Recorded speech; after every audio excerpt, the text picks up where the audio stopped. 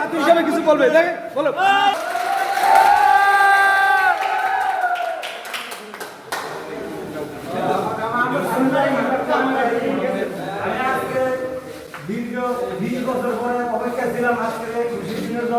দীর্ঘ 20 বছর পরে আজকে দেশ স্বাধীন হয়েছে। আমার মনে হয় আল্লাহর রহমতে আমরা জিয়ার সৈনিক নতুন করে দেশ গঠন করব ইনশাল্লাহ।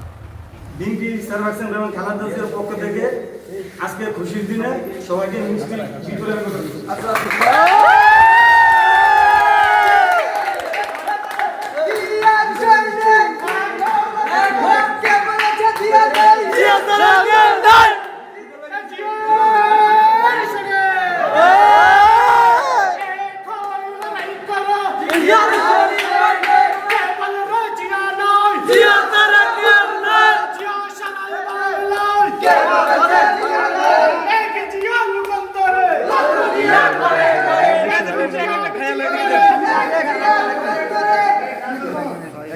সবাই